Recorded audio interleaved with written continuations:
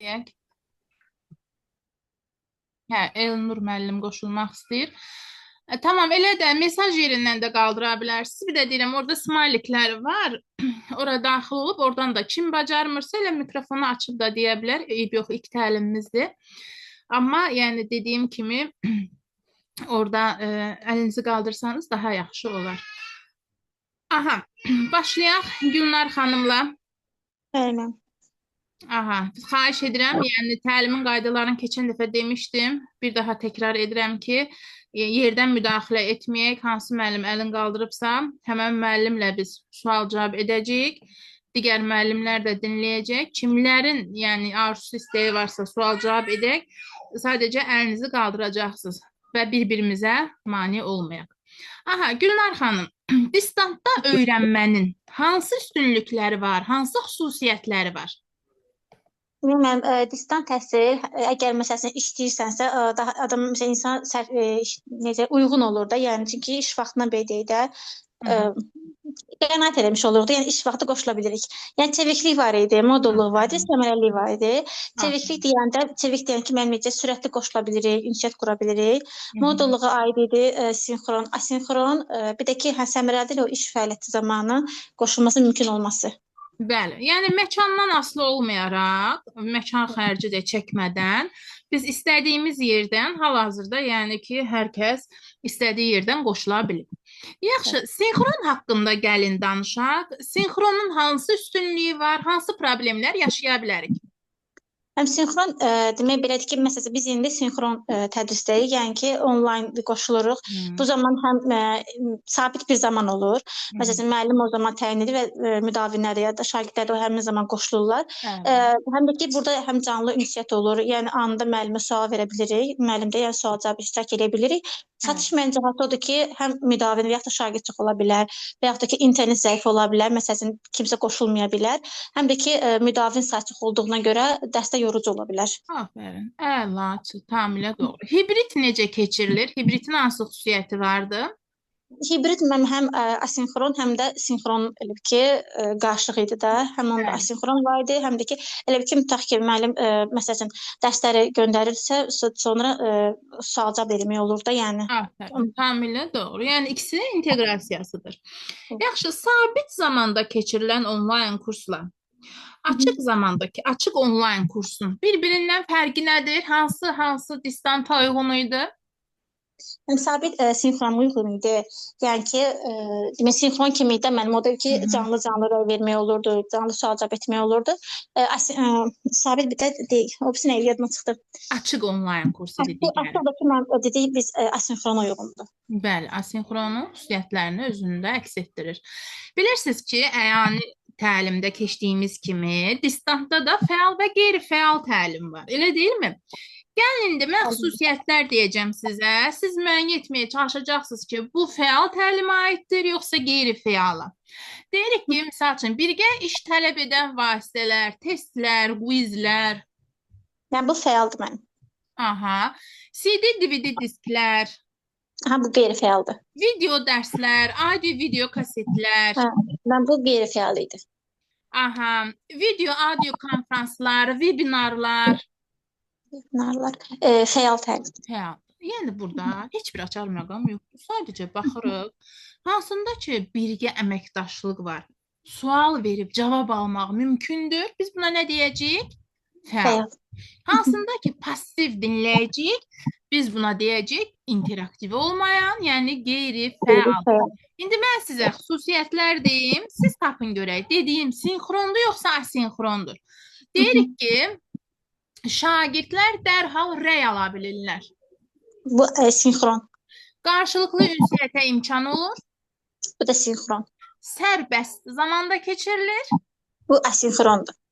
Ünsiyyət canlı deyil. Asinxron. Şagirdlərdə təqdimat bacarığını inkişaf etdirir. Sinxron.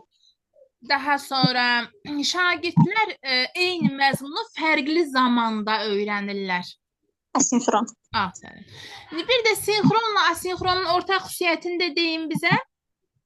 Mən burada hər ikisində ünsiyyət tutaq ki, müəllimə sual vermək var. Çünki asinxronda da müəllimə çünki ola bilər ki, asinxronda canlı bir dərs açılsın da, yəni müəllimlə əlaqə Bəli. qurmaq olur. Başqa Müəllim nə var? şagird, şagird şagird. Əlaqəsi var idi. Bir də şagird desən mövzu əlaqəsi var idi, belə bir şey var. Aferin. Müəllim şagird, şagird şagird əlaqə, bəli, məzmun əlaqəsi də ola bilər. Əlaçı. Gülnar xanıma afərin, ulduzlu 5. Gülnar xanımda hiss edirəm, biraz həyecanla tələskənlik var. Bunu da zamanla inşallah aradan qaldıracağıq. Adətən olur müəllimlərimizdə. Amma bizdə bax bu ünsiyyətdə mən hər təlim keçdikcə ünsiyyətinizə də yəni düzəlişlər edəcəm. Niyə görə? Çünki müsahibədə bizim sırf ünsiyyət bacarıqlarımız yoxlanılacaq. Ona görə misal üçün biz tez-tez danışsaq, deyəcəklər axı sənin şagirdlər başa düşməyəcək. Niyə elə tez-tez danışırsınız? Ona görə də mən bax bu təlimin digər üstünlüyü də odur ki, ünsiyyətdə hər hansı bir problem olanda birdən-birə deyil təbii ki, zamanla biz onu aradan qaldıracağıq. Yenə də afərin, əlaçı Gülnar xanım. Görək başqa bu gün kimə əlaçı olacaq? Lalə xanım, xoş gördük, sağ olun. Tamam, müəllimə, axşamınız xeyir. Mən də əl qaldırmaq Tamam, istəyirəm, amma Gönül əl xanım. qaldıra bilmədim. Tamam, narahat olmayın. Lalə Əhmədova, Lalə xanım, xoş gördük. Mikrofon bağlıdır Lalə xanım. Mikrofonu açın zəhmət olmasa. Mikrofon açılmırsa çıxıb yenidən daxil olun. Yəqin internet problemi var. Biz Ülviyə xanımla davam edək. Ülviyə xanım, xoş gördük. Salam, axşamınız xeyir. Axşamınız xeyir. Ülviyə xanım, asinxron haqqında danışaq. Necə keçirilir, üstünlüyü nədir, çatışmazlığı nədir? Bəli, asinxron təhsil demək ki, hər ikisi sinxron və asinxron belə başa düşdüklərimi deyirəm. Hər ikisi distant təhsilin formalarıdır. Asinxron təhsildə həm də müstəqil öyrənmə deyilir buna. Yəni məlumatlar atılır, şagird və yaxud müdavim ürəyi istəyən vaxtda, yəni açıq vaxt deyilir də deyəsən buna. Ürəyi istəyən vaxtda sərbəst formada öyrənir. Burada ünsiyyət canlı formada olmur, çünki sinxronda canlı olur, asinxronda canlı deyil. Bəli. Vaxtı şagirdlər, müdavimlər özləri seçirlər. Sonra bir də ki, suallara dərhal cavab almaq olmur. Bəli. Sonra Bir də ki, burada şagirddə motivasiya olmalıdır, özünü idarə etmə olmalıdır, vaxtı düzgün ayarlama olmalıdır ki, yəni bu da bizdə ən çox ona görə qoşulmuşuq ki, belə sual-cavab olsun, bizdə ən azından məsuliyyət olsun ki, adətən müəllimlərin ilə 90%-i qoşulanda deyirlər, Elnur müəllim, filan təlimçiyə qoşulmuşdum, YouTube üzərindən keçir, mən istəyirəm ki, mənə sual-cavab edəsiniz. Onda daha çox məsuliyyətli olur. Yığılırdı, dərslər qalırdı, oxumurdum. Bax, asinxronun problemidir. Yəni o qədər vaxtı düzgün, tənbəllik olur da, tənbəllik deyəndə arxayınlıq olur da, sabah oxuyaram. Ne görsən, yığıldı, qaldı, material, proqram bitmək üzrədir. Hələ ki, heç bir şey etməmişik. Amma sinxronda nədir? Məcburuq. Bilirsiniz ki, Elnur müəllim sizdən sual-cavab edəcək və hamı da sizi dinləyir. Nə edirik? Daha da yaxşı öyrənirik. Məsuliyyətli oluruq. 5 alaq, hə? Əla. İnşallah. Aha, distantın xüsusiyyətləri vardı. Çeviklik, modulluq, səmərəlik. Bunlar nə deməkdir? Deməli, çeviklik sürətli qoşulmadır. Yəni istənilən zaman əlaqə saxlayıb, yəni sual-cavab eləməkdir, müzakirə aparmaqdır. Bəli. Modulluqda elə müəllimin sinxron və yaxud asinxron formada təlimini hansı formada istəyirsə o cür təşkil eləyir. Səmərəlilik də ki, istənilən vaxt, istənilən yerdə biz onu işimizdən ayrılmadan qoşula bilirik. Kursda olanda məcbursan ki, gedib o kursa yetişəsən, işdə də olsan, evdə də. Amma burada istəyirsən işdə ol, istər evdə ol. Əsas elə bir mühit olsun ki, rahat şəkildə. Yəni mühitin heç bir fərqi yoxdur. Hərəmiz bir yerdən, yəni ki, evdən qoşuluruq. Burada heç bir problem yoxdur. Yaxşı, kompüter əsaslı distant var. Bunun nə özəlliyi vardı? Niyə məhz kompüter əsaslı deyirik buna? Telekommunikasiya qoşulduğumuza görə yəqin ki, bu hissələrini dəqiq bilmirəm. Ən çox gəlmişəm sinxron, asinxron. Təbii ki, ən əsas onlardır, amma kompüter əsaslı deyəndə odur ki, Eyni Bəli. vaxtda bütün şagirdlər, keçən dəfə mən onun ekranda şəklini də sizə göstərmişdim. Eyni vaxtda hamı qoşulur. Sadəcə burada bir dənə fərq odur ki, kompüter laboratoriyasında keçirilir. Yəni biz burada, məsələn, siz istəsəz telefonla da hal-hazırda qoşula bilərsiniz, kompüterlə də qoşula bilərsiniz. Orada bütün uşaqlar yığılır bir sinifə. Bilmirəm hansısa bir ölkədə belə bir təhsil var, keçirilir. Bütün uşaqlar əyləşir, yəni sinif otağında, laboratoriyada. Qarşılarında kompüterlə təlimə qoşurlar. Adı üzərində də oldu, kompüter əsaslı. Fəal və Bəli. qeyri-fəal təlim. Fəal təlimin hansı xüsusiyyətləri var? Əm, Belə başa düşürəm ki, mən o DVD-ni falan deyirsiniz müəllim. DVD-ni falan. Deməli, fəal təlimdə ən çox birgə iş tələb eləyən dərslərə aiddir. Video dərslərə aid idi, audio dərslərə aid idi. Hansı ki, elə bil biz orada canlı danışa bilirik, müzakirə apara bilirik. Amma qeyri-fəalda isə hazır formada elə bil ya diskdə, ya DVD-də hansısa belə bu formada göndərilir dərslər. Bəli. Orada yəni sual-cavab olunmur, qarşılıqlı ünsiyyət yoxdur, qarşılıqlı müzakirə yoxdur. Ona görə də biz ona fəal deyə bilmərik. İnteraktiv nə deməkdir? Qarşılıqlı birgə əməkdaşlıq. Yəni tapaq görək, sinxrondur yoxsa asinxrondur, yaxşımı? Biraz sürətli gedəcək. Təlim daha sistemli və struktivdir. Sinxron. Daha səmərəli və interaktiv hesab olunur. Sinxron. Sabit zamanda keçirilir. O da sinxrondur. Ünsiyyət canlı deyil. Asinxron. Şagirdlərdə təqdimat bacarığını inkişaf etdirir. Sinxron. Sərbəst zamanda keçirilir. Asinxron. Müəllim şagird əlaqələrinin olması. Bu sinxrondadır. Yoxdur asinxronda. Müəllim şagird əlaqəsi yoxdur asinxronda. Var, Nə ancaq deyəcəyik burada? çətinləşir də, yəni. Burada nə deyəcəyik? Müəllim şagird əlaqələrini işləyən kimi nə deyəcəyik? Ülviyə xanım, hər ikisinin də ortaq xüsusiyyətidir, bəli. Hər ikisinin də ortaq xüsusiyyəti nə oldu? Müəllim şagird əlaqəsi. Əla. Vəssalam, bu qədər. Yaxşı gəldik, axırda bir dənə gözümüncüğümüz oldu. Əla, ilk təlimi üçün əla, möhtəşəmsiz. Davam edək Toğrul müəllimlə. Afərin Ülviyə xanım, ikinci afərinimiz gəldi. Salam, Münirə müəllimə. Aygün müəllimədir, yoldaşımın adından girmişəm. Tamam, Aygün müəllimə. Gəlin sizinlə asinxron haqqında danışaq. Asinxronun üstünlüyü nədir, çatışmazlığı nədir? Pərviz müəllimlə sonra davam edəcəyik, Hə. Asinxron canlı olmayan dərslərdə adətən burada da müəllimlərlə əlaqə yaradılır, amma ki burada Zoom proqramı ilə digər proqramlar canlı deyil, daha çox WhatsApp yazışmaları və digər belə deyək də yazışma ilə olur. Ünsiyyət canlı deyildir burada. Amma burada üstün cəhəti ondadır ki, vaxtımızı özümüz yəni öyrənən öyrənmə mühitini və zamanını özü müəyyən edir, sərbəst öyrənə bilir. Yəni eyni məzmunu fərqli zamanlarda öyrənə bilirik. Çatışmayan cəhəti də ondan ibarətdir ki, ünsiyyət bacarığını inkişaf etdirmir və yaxud da burada deyə bilərik ki, burada yəni sual verib ani vaxtda cavab ala bilmirik. Cavabı məsəl üçün biraz gecdə ala bilərik və yaxud da ki, burada bizə güclü motivasiya lazımdır. Özünü idarə etmə bacarığı, vaxt idarə etmə bacarığı o qədər olmalıdır ki, yəni biz tam şəkildə bu proqramı çatdıra bilək. Tamamilə doğrudur.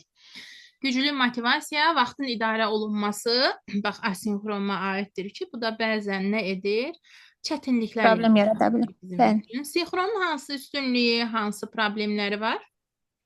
Sinxronda da belədir ki, eynən yəni bizim bu keçdiyimiz təlim kimidir. Yəni canlı sual-cavab edilir. Ondan sonra istədiyimiz suallara cavab tapa bilirik. Çatışmayan cəhəti də ondan ibarətdir ki, məsələn, bəzən elə ola bilər ki, dərs zamanı sabit zamanda olduğuna görə həmin vaxt məsələn işimi çıxsa qoşulmaya bilərik. Ondan başqa nədir bunun çətinlikləri? Ondadır ki, şagirdlərin sayı və ya qoşulanların sayı çox olduğu zaman yorucu ola bilər və yaxud da ki, hər kəsin sual-cavab edilməsinə vaxt çatmaya bilər. Bəli. Hamı bizdə də təlimdə bir qrupda həm dinləyici kimi, həm də individuala qoşulmaq istəyənləri bir qrupa ayırırıq. Çünki müəllimlərin hamısı individual sual-cavab olunsa, hamısını eyni qrupa ayırsaq, vaxtımız çox gedər testə və digər Bəli. mövzu izahına biz vaxt ayıra bilmərik. Hibrid və ya qarışıq distantda deyə bilərik. Hansı xüsusiyyəti vardı? Bunun belə bir xüsusiyyəti var ki, həm distantdır, həm üz-üzə. Bu nə deməkdir? Yəni biz distant onlayn şəkildə öyrənirik, üz-üzə də praktiki olan hissələrini öyrənirik. Əyani şəkildə də onu öyrənirik. Tamamilə Bir doğru. növ sinxronla asinxronun həm inteqrasiyasıdır. Bundan da əlavə distantla üz-üzənin elə bir sinxronla da İnteqrasiyası. inteqrasiyasıdır. Birgə tətbiqidir. Daha sonra distantın hansı növbədə deyirik ki, hamı eyni vaxtda kompüter otağında əyləşib təlimə qoşulur. Kompüter əsaslı distant təhsil. Burada da eynən sinxrondakı kimidir, ya, sərbəstlik yoxdur. Sabit vaxt təyin olunur. O vaxtda hamı orada olmalıdır. Mən bugün gəlim, digər sabah gəlsin, biri 2-də, biri 3-də olmaz. Burada sərbəst deyil cədvəl, sabitdir sinxronda olduğu kimi. Açıq və sabit onlayn kurslar haqqında danışaq. Bunlar da eynən sizin dediyiniz kimi izahınızda açıq asinxrona bənzəyir, sabit kurslar isə sinxrona bənzəyir. Yəni sinxron bir növ canlı, digər açıq onlayn kurslar isə asinxrona, yəni xüsusiyyətlərinə bənzəyir burada. Bəli, bəli. Aha, simulyasiyalar, konfranslar, webinarlar, bunlar fəal yoxsa qeyri-fəaldır? Fəaldır. Aha, televiziya, radio proqramları, video dərslər Qeyri-fəaldır. qeyri-fəaldır. Gəlin tapaq görək sinxrondur yoxsa asinxrondur, yaxşımı? Aha, Bəli. deyirik ki, üzbəüz qarşılıqlı ünsiyyətə imkan olur. Sinxron. Sabit zamanda keçirilir. Sinxron. Dərhal rəy almaq mümkün deyil. Deyilsə asinxron. Daha səmərəli və interaktiv keçirilir. Sinxron. Şagirdlərdən güclü motivasiya, vaxtın idarə olmasını tələb edir. Asinxron. Sərbəstlik var. Asinxron. Müəllim, şagird əlaqələrinin olması. Hər ikisində. Afərin, afərin Aygün xanım, əlaçı. Bax belə davam edirik. Müəllimlər gözdəyməsin. Pərviz müəllim hazırsınız. Malik müəllim, salam. Müəllim, mən burada üzr istəyirəm. Əl qaldırmağa yerini tapa bilmirəm. Tamam, narahat olmayın. Sizdən də soruşaram. Yaxşımı? Oldu. Oldu. Pərviz müəllim hazırsınız? Salam müəllim, hər vaxtınız xeyir. Xoş Müəllim, ola bilər ki, mən sual cavab eləyəsiniz, belə danışmaqla biraz olsun çətinlik çəkər. Hə, yaxşı. Olar, heç problem yoxdur. Hansı distantın hansı növüdür? Deyirdik ki, həm asinxron, həm də sinxronun inteqrasiyasıdır. Hibrid. Hibrid, doğrudur. Hansında deyirdik ki, kompüter laboratoriyalarında həyata keçirilir? Kompüter əsaslı Distant. distant. Ünsiyyət canlı deyil. Asinxron. Sərbəst zamanda keçirilir. Sərbəst zamanda asinxron. Hansında deyirdik ki, daha sistemlidir, strukturludur. Sinxron. Hansında deyirdik anidən rəy verilmir. Asinxron. Sabit zamanda keçirilən hansıdır? Sabit zamanda deməli eyni vaxtda bu sinxron. Aha, ünsiyyət bacarıqlarını formalaşdırır. Sinxron. Səmərəli və interaktiv keçirilir. Səmərəli və interaktiv keçirir. Sinxron. Hansında deyirdik ki, eyni məzmunu fərqli zamanda öyrənə bilərlər. Asinxron. Hansında deyirdik ki, şagirdlərdən güclü motivasiya tələb edir. Güclü motivasiya asinxron. Özü eləyir, öz-özünü. Bəli, bəli. Hansında deyirdik ki, hamı eyni zamanda qoşulmalıdır, bu bəzən mümkün olmaya bilər. Sinxron. Sinxron. Hansında deyirdik şagird sayı çox olarsa bir rəy vermək vaxt ala bilər. Sinxron. Şagird sayı çox olanda cavab vermək ola bilsin ki, müəllim digər şagirdlərdən soruşa bilməyə bilər, vaxt çatmaya bilər. Bəli, tamamilə doğrudur. Daha sonra hansında gəlin indi tapaq açıq onlayn kurslar, sabit onlayn kurs haqqında. Hansına aiddir? Bunu siz özünüz deyin. Açıq onlayn sabit. Hə, açıq onlayn kurslar hansı keçirilir? Hansı distantın növünü keçirik? Açıqda sabitli keçirik. Yadımızda saxlamışdıq. Açıq onlayn kursda.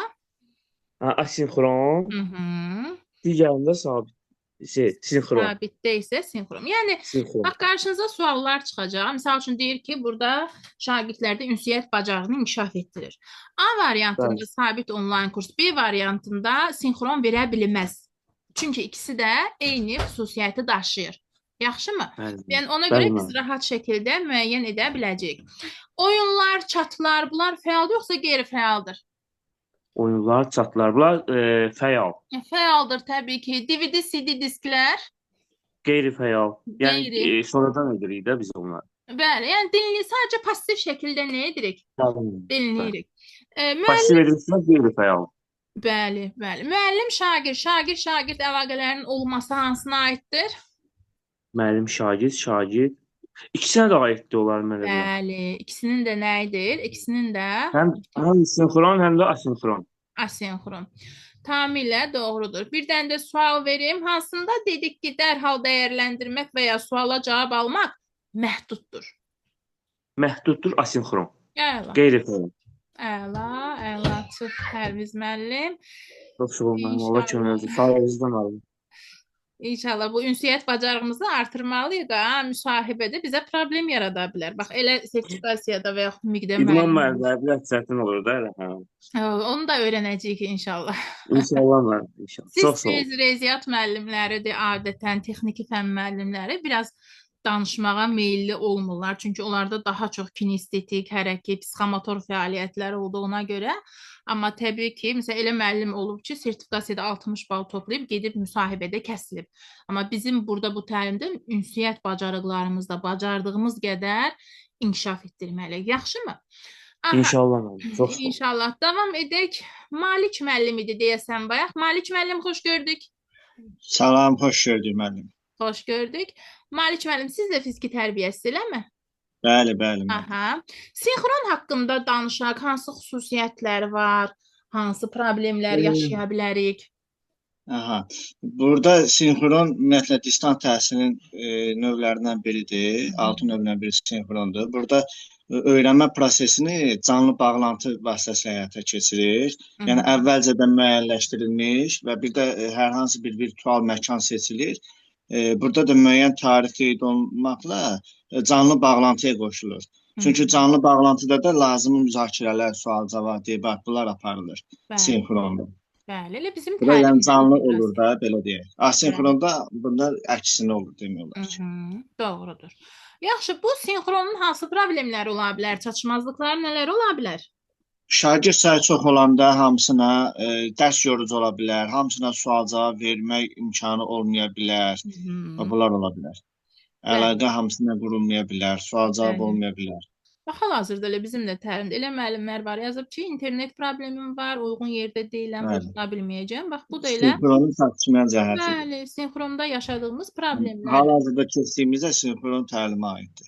Bəli. Yəni ki, yadınızdan çıxsa həmən gözümüzün qarşısına vizuallaşdırıq. Bax, bizim təlimi buradakı bütün xüsusiyyətləri aid edəcəyik sinxrona. Hibridin hansı xüsusiyyəti var? Hibrid necə keçirilir? Hibrid də demək, hibrid və ya qarışıq distant təhsil deyilir. Hibriddə ikisinə də aiddir müəllim. Distantda bir də üz-üzə hissəsində də var. Məsələn, distant hissədə oxu materialları, nəzər məlumatlar tanış olunur, amma üz-üzədə kompüter vasitəsilə əyani olaraq keçirilir. Üzbə-üzdə praktik işləri biz nə edirik? Bəli. Həyata keçirmiş oluruq. Həyata Əlaçı. Bəli. Asinxronda hansı problemlərlə rastlaşa bilərik? Asinxronda demək, motivasiyadır, özünü idarə etmədir, bunlar bacarığı tələb edir. Mən çatışmayan cəhəti deyirsiniz, eləmi? Bəli, ümumiyyətlə danışaq istəsəniz, asinxronun xüsusiyyətlərini deyin. Asinxronda demək, sinxrona baxanda canlı ünsiyyət daha az yer verilir. Sonra hər hansı bir elə bil ki, sinxron təlimdə fərqli olaraq rəy verilmir, ani verilmir. Bəli, rəy verilir, amma anidən verilmir də. Ani Yəni, verilir, bax, burada hal-hazırda canlı yox. Kim sual versə, anidən cavab alacaq.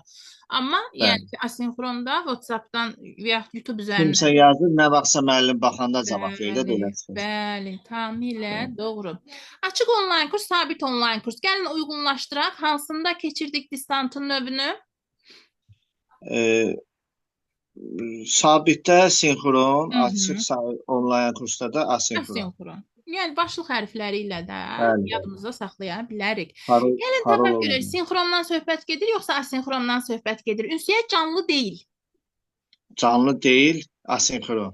Sərbəst zamanda keçirilir. Sərbəstlik var. Asinxron. Aha, sabit zamanda keçirilir. O sinxron. Sinxrondur. Şagirdlər eyni məzmunu fərqli zamanda öyrənə bilirlər. Asinxron. Asinxron. Daha sonra şagirdlərdə təqdimat bacarığını inkişaf etdirir. Təqdimat bacarığı inkişaf etdirir. Burada müəllim yəqin ki, sinxron olar. Təqdimat nədir? Hal-hazırda siz bizə öyrəndiklərinizi təqdim edirsiniz. Yəni Bəli, təqdimat sinxron. bacarığı, ünsiyyət bacarığı da deyə bilərik.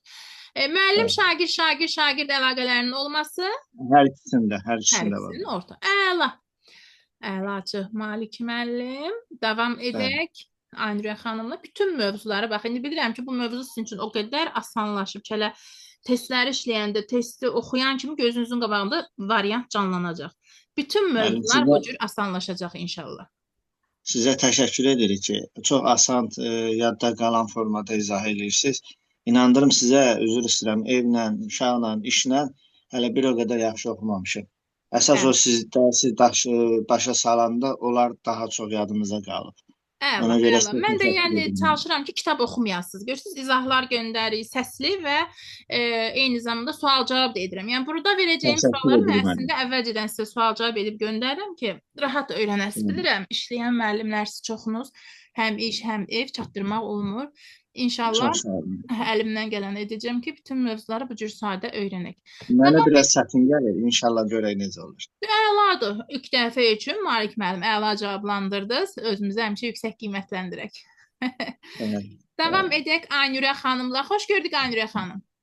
Salam, axşamınız xeyir olsun. Aynurə xanım, asinxron haqqında danışın. Necə keçirilir? Hansı problemlər yaşaya bilərik? Mənim asinxron təlimdə distant təhsil növü olan asinxron təlimdə əsasən belə deyək də ünsiyyət bacarığı olmur. Ani belə deyək də ünsiyyət canlı deyil. Şagirdlər sərbəst öyrənmə imkanı yaranır.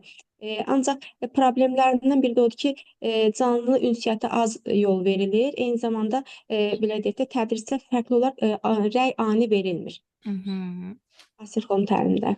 Bəli, tamamilə doğrudur və şagirdlərdən də elə vaxtı düzgün vurma, vaxtı düzgün bölmə, elə deyilmi? Bu kimi bacarıqlar tələb edir. Gələ o qədər özünü motivə edəsən. Bəli, motivasiya, özünü idarə etmə və yaxud da motivasiya idarə etmə tələb edir. Bəli, əvvəlcədən müəllim proqramı göndərir, əvvəlcədən yəni materialları göndərir, testləri göndərir. Sən də istədiyin zaman sanki bir kompüter sənin üçün bir virtual kitabxanadır. İstədiyin zaman daxil olub oxuyursan, oxusan da, oxumasan da artıq öz öhdəliyində qalır. Ümumiyyətlə, distantda öyrənmənin əsas xüsusiyyətləri hansılardır? Distantda öyrənmənin əsas xüsusiyyətləri ondan ibarətdir ki, çeviklik, modulluq və səmərəlikdir. Çeviklik sürətli qoşulma istənilən zamanında əlaqə yaratma, modulluq təlimin sinxron və asinxron formalarını, səmərəlik isə iş fəaliyyətindən ayrılmadan belə deyək də və yaxud əlavə xəstələr yaratmır, yəni istədiyimiz yerdə qoşula bilirik belə deyək. Fəal və qeyri-fəal təlimə gəlin, nümunə çəkək. Bəli. Fəal təlim bir-iki nümunə çəkək. Fəal təlim chatdır, sonra oyunlardır, simulyasiyalardır, virtual laboratoriyalardır.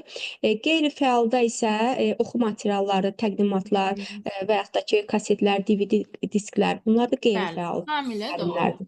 Yəni, bir-iki sual verim, sinxron, asinxron olduğunu tapaq. Hansında dedik ki, şagirdlər eyni məzmunu fərqli zamanda öyrənə bilir? Bu asinxrondur. Anidən rəy almaq mümkündür? Bu sinxron. Sabit vaxtda keçirilir? Sinxron. Hamı eyni zamanda qoşulmalıdır. Bu da bəzən mümkün olmaya bilər? Bu sinxron. Şagirdlərdən güclü motivasiya vaxtın idarə olunmasını tələb edir? Sinxron. Hansında dedik ki, ünsiyyət canlı deyil? Asinxron. Təqdimat bacarığını, ünsiyyət bacarığını inkişaf etdirən hansıdır? Sinxron. Sinxron təlim. Əlaçı. Aynurə xanım. Baxın, asinxronda da ola bilər ki, ünsiyyət inkişaf etsə, amma sinxronda kimi deyil. Yəni ola bilər ki, məsəl üçün YouTube üzərindən dərs keçirməliyim və yaxud WhatsApp üzərindən deyir ki, ayda bir dəfə, 2 dəfə canlıya gəlin qoşulaq, keçdiklərimizi sual-cavab edək. Yəni burada sabit vaxtda deyil. Ayda bir dəfə, 2 dəfə bu mümkün ola bilər. Yəni biz desək ki, asinxronda mümkün deyil canlı qoşulmaq, yanlış olar. Sadəcə burada belə bir qayda var ki, yəni asinxronda canlı keçirilmir. Amma zəruri hallarda müəllim ayda bir dəfə, 2 dəfə bunu edə bilər. Bu mümkün ola bilər. Əlaçı, Aynurə xanım. Davam edək. Elnur İsayev. Sağ olun müəllim. Sağ olun Aynurə xanım. Elnur İsayev, əlinizi qaldırmışsınız. Mikrofonu açın, zəhmət olmasa. Mikrofon açılmırsa çıxıb yenidən... açıldı. Salam, xoş gördük Elnur müəllim. Gəlin sizinlə asinxron haqqında danışaq. Necə keçirilir, qaydası necədir? Asinxron internet üzərində qurulur. Müəllim proqram göndərir, şagird hazırlaşır. Özlərində məsləhət hiss edirsə, motivasiya güclüdürsə, şagird güclü hazırlaşır. Və yaxud da şagirdin hazırlığı hansı səviyyədəsə o qədər hazırlaşır. Belə. Bəli. Şagirdlərdən güclü motivasiya vaxtın idarə olunmasını tələb edir, rəy anidən verilmir. Sinxron necə keçirilir? Sinxron sabitdir. Yəni, tələb odur ki, müəllim tələb edir ki, eyni vaxtda yığılın, məsuliyyət üzərinizdə hiss edin, eyni vaxtda gəlin. Ancaq ola bilər ki, bugün məsəl üçün məndə işi olmuyor, biraz dağ yerində, kənd yerində yaşayıram və fikirləşirdim ki, qoşula bilməyəcəm. Elə oldu ki, işıq yandı, yarım saat zarəkə doldurdum, qoşuldum. Ancaq işıq yanmasaydı qoşula bilməyəcəkdim. Yəni, obyektiv, subyektiv məsələlər ola bilər. Qoşulmamaq. Amma bir məsələ də var burada, eyni bizim təlimdə olduğu kimi. Biz indi hal-hazırda dərsi video rekord edirik, sonradan da göndərəcəyik qrupa. Hansı ki, müəllim qoşula bilməyib, hal-hazırda müəllimlərimizin çoxu qoşula bilməyib, yəni təlimi qaçırmış olmurlar. Sonradan da izləyə bilirlər. Nə danışmışıq, nə sual-cavab etmişik, canlıda işlədiyimiz testi də qrupa göndəririk, nə izah etmişiksə qrupa göndəririk. Yəni sonradan da biz nə edə bilirik, onu izləyə bilirik, baxa bilirik. Hibridin hansı xüsusiyyəti vardı? Hibrid, mən sizə bir dənə misal göstərdim, oxuyuram. Hibrid maşınlar var. Həm benzinlə işləyir, həm tokla işləyir. Təhsilin bu forması həm sabit ola bilər, həm də ki, qeyri-obyektiv, interaktiv ola bilər də. Asinxron birləşməsi deyilir. İkisinin birgə tətbiqidir. Tamamilə doğrudur. Misal üçün, biz şagirdlərə təlim keçən zaman oyunlardan, chatlardan, birgə iş tələb edən vasitələrdən istifadə ediriksə, bu interaktivdir, yoxsa qeyri-interaktivdir? İnteraktivdir, kapot. Uşaqlar çox öyrənirlər, bəli. Burada birgə iş varsa biz buna necə qeyri-aktiv deyə bilərik, elə deyilmi? Və yaxud oxu materialları, DVD, CD disklər, video dərslər. Asinxron. Bunlar nəyə aiddir? Qeyri-fəala. Bəli, asinxrona da aid edə bilərik, çünki asinxronda interaktivlik yoxdur. Sərbəst öyrənmə imkanı yaradan hansıdır? Asinxron. Asinxron hansında dedik ki, şagirdlərdə ünsiyyət bacarığını inkişaf etdirir? Əlbəttə ki, sabit sinxron. Sinxronda sistemli və strukturludur. Necə başa düşməyim? Sistemlidir, strukturludur. Sistemli, strukturlu o biraz geniş anlam gətirir. Əlbəttə nədir? Ola bilər ki, sabit olsun. O baxır təşkilat çoxdan. Sinxrondur da. Sistemli nədir? Vaxtlı-vaxtında qoşuluruq. Ardıcı, məsələn, həftəyə 3-6 hər dəfə belə qoşuluruq. Ardıcıl şəkildə, sistemli şəkildə biz sabit vaxtda təlimə qoşulacağıq. Rəy almaq anidən olmur? Anidən olmursa asinxrondur, ancaq anidən olursa sinxrondur. Tamamilə doğrudur. Sərbəst zamanda keçirilən hansıydı? Asinxron. İkisinin ortaq xüsusiyyəti nədir? Baxır fərqli-fərqli insanların xarakterinə. Elə insan var asinxronda daha özünü göstərir, elə insan var sinxronda özünü daha yaxşı göstərir. Mənim üçün eyni proqramdır. Məsələn, insan məsuliyyətindən asılıdır və yaxud da müəllimin motivasiyasından asılıdır. Orası elədir, amma nə dedi? İkisinin ortağı nədir? Burada hər ikisində də müəllim-şagird əlaqəsi var. Eyni zamanda nə var? Şagird-şagird əlaqələrinin olması var. Hər ikisində də bu mümkündür. Yəni, ikisinin ortaq xüsusiyyətidir. Şagird-şagird, müəllim-şagird əlaqələrinin olması. Əla, Elnur müəllim, əlaçı. Sağ olun. Tanış oldum. Hamıya uğurlar arzu edirəm, müəllimlər. Çox şey öyrənirik burada. Çox sağ olun, Elnur müəllim. Davam edək Gülnarə xanımla. Salam müəllimə. Bir də axşamınız xeyir. Salam, xoş gördük Gülnarə xanım. Distantda öyrənmənin əsas xüsusiyyətləri hansılardır? Çeviklik, modulluq, bir də səmərəlilik. Nədir bunların anlamı? Çeviklik, yəni sürətli qoşulmadır distant təlimdə. Modulluq, sinxron və asinxronun təlimin şərait yaradır da. Səmərəlilik də elə bir ki, təhsili yaxınlaşdırır da, yaxın məsafədən öyrənməyə imkan yaradır. Bəli. Yəni iş yerindən ayrılmadan rahat şəkildə olduğumuz məkandan nə edə bilərik? Təlimə qoşula bilərik. Sinxron haqqında danışın, xüsusiyyətlərini deyək. Sinxron distantın canlı şəkildə qoşulmadır dərsə.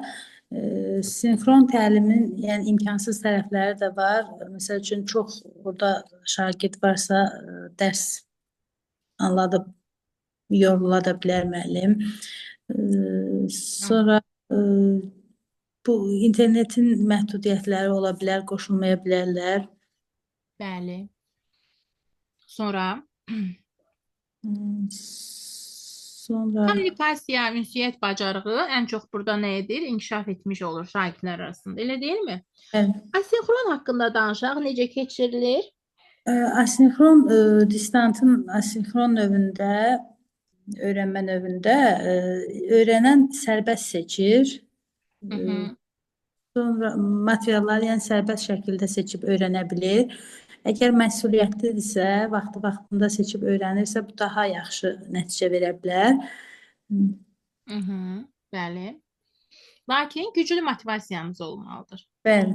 Vaxtı idarə etməliyik, motivasiyamız olmalıdır ki, yəni yığılışında materiallar. Bəli, sərbəst şəkildə özümüz öhdəsindən gələk. Kompüter əsaslı distantın hansı xüsusiyyəti vardır? O elə bir ki, o da sinxron kimidir də, müəyyən edilən vaxta qoşulmalıdırlar.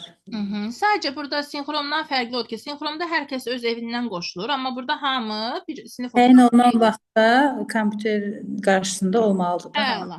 Sabit kursla açıq onlayn kursun bir-birindən fərqi nə idi? Nə ilə inteqrasiya edirdik bunları? Sabit kurs, məsəl üçün sinxron sabit kursa aiddir, vaxtı təyin olunur, həmin vaxta qoşulmalıdır dərsə. Açıq olanda özü vaxtı təyin edir, nə vaxt istəsə materialları öyrənə bilir də, bu asinxron təlimə aiddir. Bəli, tamamilə doğrudur. Hansına aid idi dedik şagirdlərdə deməli təqdimat bacarığını inkişaf etdirir? Sinxronda. Hansında dedik ki, şagird sayı çox olarsa dəyərləndirmək problem yarada bilər, hamını dəyərləndirməyə bilərik. O da sinxronda. Sinxronda. Hansında dedik ki, deməli, hamı eyni vaxtda təyin olunmuş vaxtda onlayn hesablarına daxil olmalıdır. Sinxrondur da. Sinxrondur.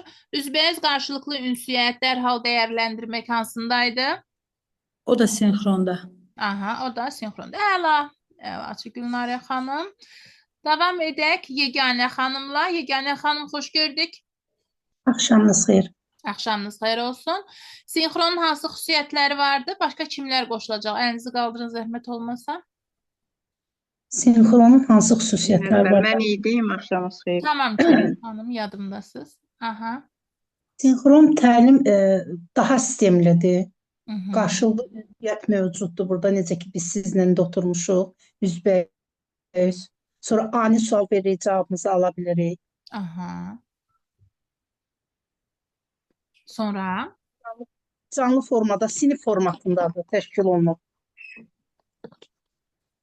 Sinif əyani ola bilər. Belə bənzə edə bilərik. Sinifdə necə sual cavab ediriksə, onlayn sual cavab edirik. Sinifin virtual forması deyək. Bəli, sinifin virtual forması deyə bilərik. Burada hansı problem? Bax, hal-hazırda sinxronu gəlin qoyaq bir kənara. Hal-hazırda təlimdəyik. Bizdə nə problem yaşana bilər?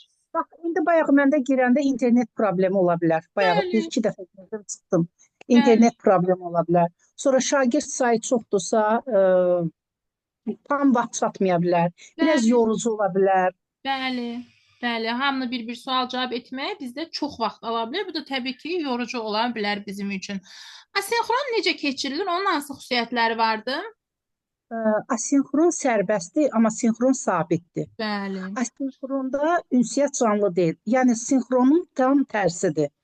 Şagirdlərə sərbəst vaxt imkanı verilir. Yəni sərbəst zamanda onlar, bu da şagirddə gərək o dərəcə güclü motivasiyası, özünün əzmkarlığı ola bilər ki, oturub oxusun, Əla. öyrən. Tamamilə doğrudur. Kompüter əsaslı necə keçirilir? Kompüter əsaslı təhsil bu məktəblərimizdə də var da, kompüter otaqlarında. Amma bu da hardasa bir növ sərbəst deyil, sabit, hardasa sinxrondan üst-üstədir də müəllimə, Bəli, oxuyardı. ona bənzəyir, Sabit sadəcə zamanda, dedik, kompüter otağında həyata keçirilməlidir. bəli. Sabit zamanda onlayn kursla açıq onlayn kursun bir-birindən fərqi nədir? Sabit sinxronla, açıq isə asinxronla üst-üstə düşən bir. İnteqrasiya edə bilərik. Aha. Şagird sayı çox olduqda dərs yorucu olur, hansına aiddir? Bu sinxrona. Şagirdlərdən güclü özünü idarə etmə, vaxtını idarə olması tələb edir. Asinxronda. Aha, rəyin alınması vaxt ala bilər. Bu asinxrondadır. Canlı diskussiyaların keçirilməsi. Bu sinxrondur. Aha, müəllim, şagird əlaqələrinin olması. Bu hər ikisi hibrid. Mesela hibrit. Yəni müəllimimiz də bayaq gözəl əlaqələndirdi hibrit maşınlarda olduğu kimi. Əla. Əlaçı Yeganə xanım. Könül xanımla davam edək. Salam müəllimə, axşamınız xeyir. Xoş gördük Könül xanım. Distantda öyrənmənin əsas xüsusiyyətləri hansılardır? Dəftər qələminizi hazır olsun yanınızda müəllimlər. İndi ekrana suallar gətirəcəyik. Suallar işləyəcəyik. Könül xanım buyurun. Distant təhsildə əsas xüsusiyyətlər müəllimə çeviklik idi, modulluq idi, səmərəlilik idi. Çeviklik odur ki, sürətli qoşulma, istənilən zaman əlaqə yarada bilər tez zamanda. Modulluqda isə elə bir ki, təlimin müxtəlif formalarına, məsəl üçün, indiki sinxron, bir də asinxronda təşkil olunan imkanları yaradır bu modulluqda. Səmərəlilik də odur ki, elə bir ki, məsəl üçün biz işləyirsə, iş fəaliyyətindən ayrılmırıq. Elə bir ki, həmən zamanda qoşula bilərik də, məsəl üçün dərs olsa, onlayn dərs olsa, o hər hansı bir olur ki, məkanda. bizdə misal üçün tutaq ki, günorta axşam çağı saatları təlim olanda müəllim məktəbdədir, məktəbdən sən işini bitirir, orada heç evə gəlmədən iş yerindən də qoşula bilir. İşdən ayrılmadan qoşulmaq olar. Bu da Mümkündür, çünki distantdır, məsafədəndir. Sinxronun hansı xüsusiyyətləri var, sadalayaq? Elə bir ki, canlı bağlantıdır, daim canlı bağlantı ilə həyata keçirilir öyrənməkdə. Ondan sonra sinxron onlayn təlimə aiddir. Məsəl üçün, sinxron bu indiki bizim canlı bağlantımız sual-cavab əsasında keçirilir. Bəli, adam sayı çox olanda vaxt çatmaya bilər, onlar da var. Ondan sonra sinxronda bütün şagirdlər, məsəl üçün, hamı eyni vaxtda qoşula bilər də. Əsas üstün cəhəti budur ki, hamı eyni vaxtda qoşula bilər. Amma qoşulmayanda sonra o disklərə baxa bilər də. Yəni, sonradan da izləmək mümkündür. Əla. Kompüter əsaslı necə keçirilir? Kompüter əsaslı müəllimə. Elə bir ki, hamı eyni vaxtda bir otağa yığılır, kompüter qarşısında olmalıdır. Eyni vaxtda qoşulmalıdırlar. Tamamilə. Sadəcə orada sinif otağı var ki, orada hamı olub, eyni vaxtda qoşulur. Video, audio konferanslar, oyunlar, çatlar, bunlar fəaldır yoxsa qeyri-fəaldır? Bəli, bunlar fəallara aiddir, fəal təlimə aid. Fəal aid nümunə deyək? Fəal aid. Məsəl üçün, müəllim, uşaqlar oyunlar oynayırlar, çatlı yazışırsan, video, görüntülü Bəli, bunlar fəal aiddir. Qeyri-fəal aid olanı deyək? DVD, yəni disklər, oxu materiallarını siz atırsınız bizə, biz onu öyrənirik. Bunlar qeyri-fəal aid. Bəli, bunlar qeyri-fəal hesab. Burada deyir ki, şagirdlərdə təqdimat, ünsiyyət bacarığını inkişaf etdirir. Bu sabit zaman, sinxrona aiddir. Sinxrona aiddir. Sərbəst vaxt var, sərbəst zamanda keçirilir. Bu asinxrona aiddir, sərbəst. Rəy ani verilmir. Asinxrondur. Aha, ünsiyyət canlı deyil. Asinxrondur. Daha interaktivdir, sistemlidir. Sinxrondur. Sinxron. Əla, əlaçı Könül xanım. Sonra sual-cavaba qoşulmaq istəyən var? Sağ olun. Sağ olun. Yoxdursa biz davam edək, növbəti mövzunun izahını verim. Sonra keçəcəyik sizinlə mövzumuza aid testlər işləməyə. Davam edəcəyik onlayn imtahan portalı ilə. Yaxşımı? Deməli, biz gələn dərsimizdə sizinlə davam edəcəyik psixoloji nəzəriyyələrlə. Bilirsiniz ki, proqramdan bəzi materiallar, bəzi bölmələr çıxarılıb. Ona görə də artıq imtahanda əvvəllər məsələn proqramda nəzərdə tutulmuşdur ki, nəzəriyyələrə aid 5-6 sual düşsün. Artıq indi daha artıq suallar düşəcək. Çünki dediyim kimi mövzuların bəziləri çıxarılıb. Onun əvəzinə nəzəriyyələrə biraz daha da üstünlük verəcəklər. Deməli, Garnerin çoxşaxəli intellekt nəzəriyyəsini keçəcəyik. Bir dəqiqə mən gətirim ekrana, siz ekrandan da görün. Belə də izah edim, həm göz yaddaşı, həm də dinləməklə yadınızda daha yaxşı qalsın deyə. Çox rahat, çox gözəl bir belə deyim, nəzəriyyələrdən biridir Garnerin çoxşaxəli intellekt nəzəriyyəsi. Ümumiyyətlə, Garner öz nəzəriyyəsində belə bir məqsəd qoymuşdur. Yəni, Garnerin nəzəriyyəsinin belə bir məğzi var, məqsədi var. Garner deyir ki, uşaqlar üçün, şagirdlər üçün tapşırıqlar hazırlayan zaman, testlər tərtib edən zaman onların müxtəlifliyini nəzərə almaq lazımdır. Bərabər imkanlara əməl etmək lazımdır. Şagirdlərin müxtəlif hansı intellekt tipinə malik olduqlarını müəllim əvvəlcədən deyir, müəyyənləşdirməlidir. Bunun üçün də müxtəlif strategiyalar var. Müəllim şagirdləri müşahidə edərək, onlarla fərdi söhbət apararaq, digər fən müəllimləri ilə əməkdaşlıq edərək, valideynlərlə əməkdaşlıq edərək, biz şagirdlərin hansı intellekt tipinə malik olduğunu müəyyən edə bilərik. Yaxşı, belə bir sual yarana bilər ki, bir insanda yalnız bir intellekt tipi məxsus olur? Xeyr. Yəni, bizdə bu sadalayacağımız intellektin bütün tipləri ola bilər. Lakin biri daha qabarıq şəkildə özünü biruzə verir. Müəllim də müşahidə etməlidir. Şagird hər hansı bir mövzuda və yaxud fəndə marağı yoxdursa, onun intellektini nəzərə alaraq ondan maraq oyatmalıdır. Yəni, Garnerin əsas nəzəriyyəsinin məğzi budur. Yaxşı, bəs intellektin hansı tipləri var? Misal üçün, verbal lingvistik. Bax, verbal nədir? Verbal danışıqdır. Yəni, danışmaq, ünsiyyət qurmaq.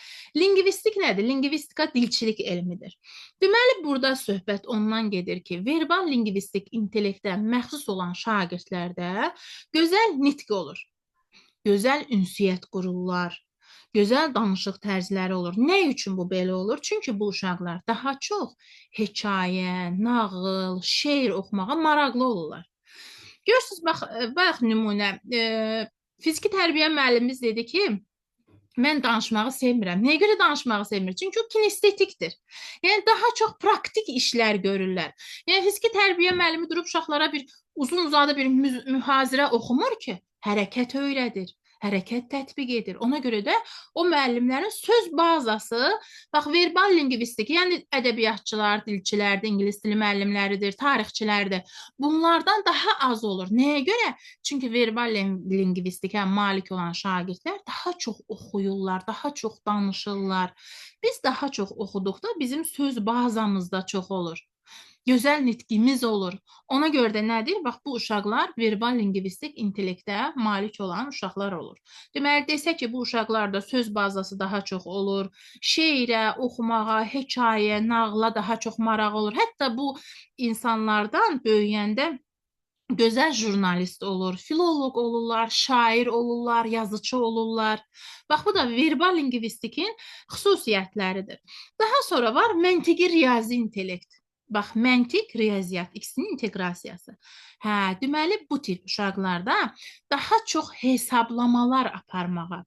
Baxın, verbal lingvistikdə daha çox deyirik ki, hərflərlə oyunları sevirlər. Amma burada rəqəmlərlə oyunları sevirlər. Və burada riyaziyyatla məntiqi inteqrasiya edəcəyik.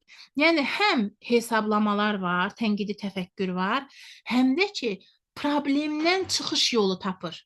Deyir ki, sənin məntiqin güclüdür. Bu problemdən necə çıxış yolu tapa bilərsən? Yəni, hər hansı bir problemdən çıxış yolu tapırsa, bu məntiqi riyazi intellektdir. Bu şagirdlər böyüyəndə riyaziyyatçı olurlar. Hər hansı bir hesabat işləridir, daha sonra riyazi bacarıqları digərlərindən, problem həll etmə bacarıqları digərindən daha güclü olur.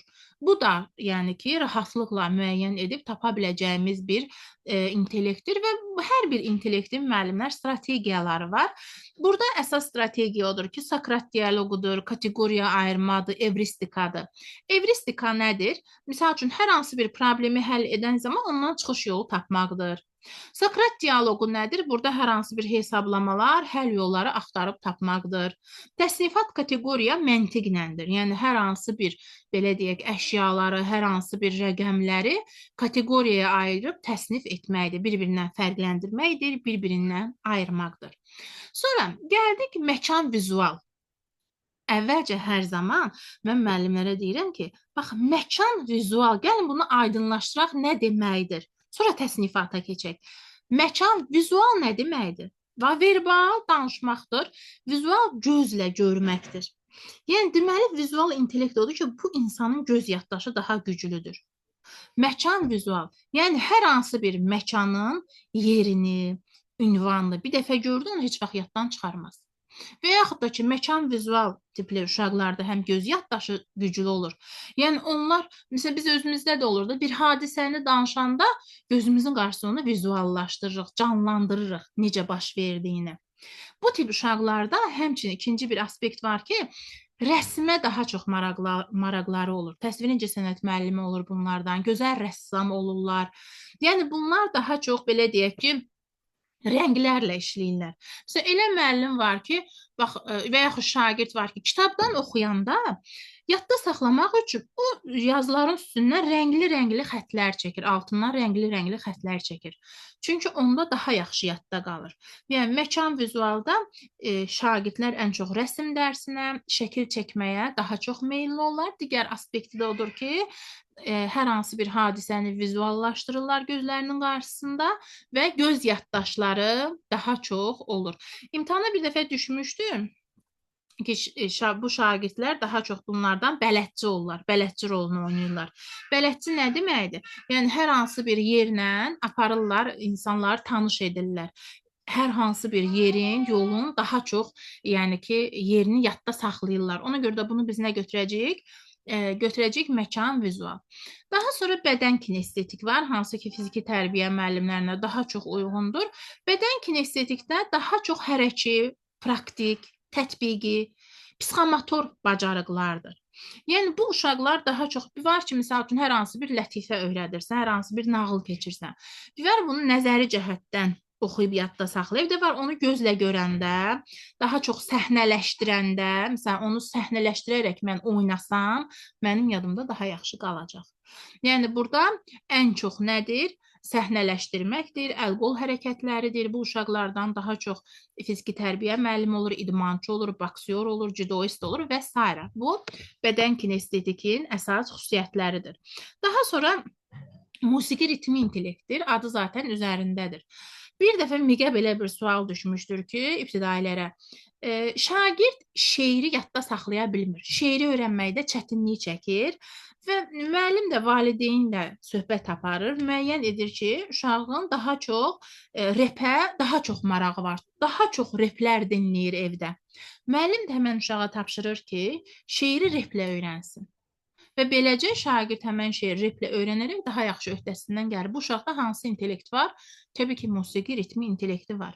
Yəni, musiqi ritmlidə ritmi tutmağı bacarırlar, musiqiyə daha çox meyilləri olur və bu uşaqlar daha çox öyrənən zaman musiqi ilə, ritmlə daha yaxşı yadda saxlayırlar. Bu qədər sadə. Təbii ki, bu uşaqlar böyüyəndə daha çox bəstəkar ola bilərlər, müğənni ola bilərlər və s. reper ola bilərlər. Şəxslər arası intellekt var. Şəxslər arası intellekt nədir? Şəxslər arası.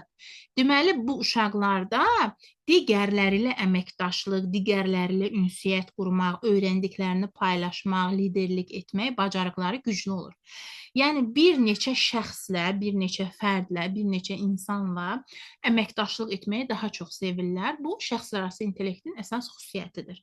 Yəni, şəxslər arası intellektdə düşsə ki, şagird daha çox digərlərlə problem həll edir, digərlərini istiqamətləndirir, daha çox bunlar manipulyasiya edirlər kimisə. Manipulyasiya nədir? Göstəriş vermək, istiqamət vermək. Bu da adı zaten üzərindədir olacaq şəxslər arası intellekt. Daha sonra fərd daxili var. Şəxslər arasının əksi. Bax, elə sinifdə şagirdlərimiz var ki, onlar digərlərlə birgə əməkdaşlığa üstünlük verir. Eləsə var ki, heç kimlə ünsiyyət qurmaq istəmir. Başını sağır aşağı bütün günü öz yazısını yazır, dərsini oxuyur.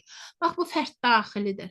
Fərd daxili öz hisslərini, öz nə bilim, emosiyalarını digərləri ilə bölüşməyi sevmirlər. Öz problemlərini digərlərlə bölüşməyi sevmirlər. Ona görə də bu uşaqlarda ünsiyyət bacarığı, problem həll etmə bacarığı kölgədə qalır. Və bu uşaqları biz çalışmalıyıq ki, birgə işə istiqamətləndirək ki, bu uşaqlarda ünsiyyət bacarığı inkişaf etsin. Bunlar daha çox özləri ilə bağlı, gələcəkləri ilə bağlı plan qururlar, strategiya, məqsəd müəyyən edirlər. Yəni ki, bunlar sevmirlər ünsiyyəti, digərlərlə əməkdaşlıq etməyi. Sonra naturalist intellekt var. Naturalist zaten adı üzərindədir. Naturalist nə deməkdir? Təbiətlə bağlıdır. Bu uşaqlar heyvanları, bitkiləri, ağacları daha çox sevirlər. Yəni təbiəti daha çox sevirlər. Bunlardan daha çox, yəni təbiətşünas ola bilər. Bunlardan daha çox həyat bilgisinə daha çox maraqları olur. Coğrafiyaya daha çox meyl, maraq göstərə bilərlər.